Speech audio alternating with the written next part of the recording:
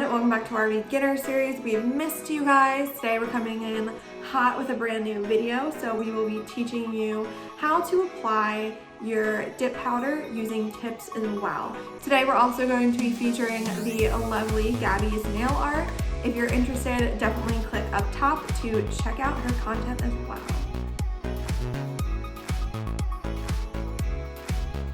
Alright, before we get started, make sure that you like this video, subscribe, and hit the bell notification so that you never miss another quick tip with us.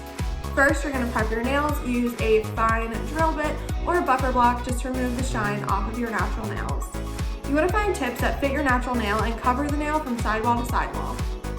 Did you know that you don't need nail glue for this? You can actually use your Pro Base as an adhesive.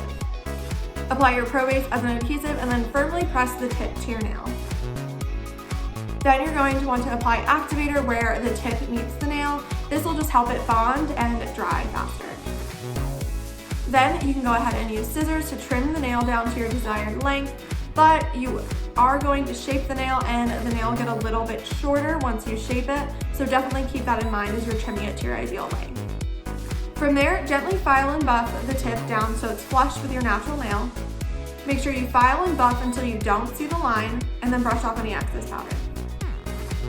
Apply a thin layer of Pro Base where the tip has been blended down into the natural nail, and then quickly dip in a D75 Vivian Clear, and then just tap off any excess powder.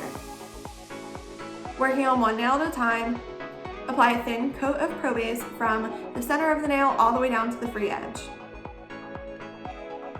Apply a thin layer of Pro Base, and with this you can actually use the pour over method, so you can just scoop up a little bit of the dip powder of your choice and gently pour it over your layer of Pro Base. From there, you're just going to want to go ahead and repeat these steps. Depending on the nail length and the size of your jar, pouring the powder over top of your nail, it may result in a smoother application, just because if your nails are really long and you're trying to dip into a half-ounce jar, that can get a little awkward. We've all been there. Once you're done applying your dip powder, you're going to want to go ahead and apply a generous amount of activator. Let that dry for 2 minutes. Shape nails with a file or a drill, and then of course make sure that you're smoothing it out with your buffer block.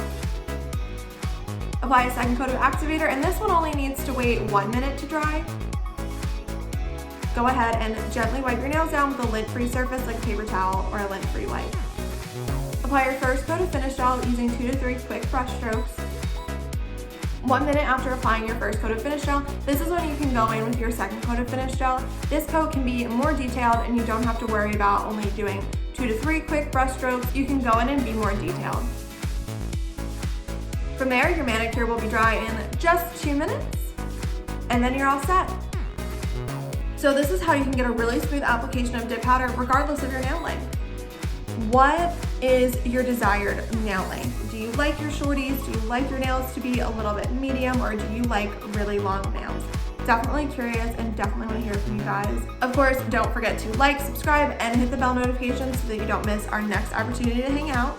Can't wait to see your manicures using this method, guys. All right, I'll see you later. Bye.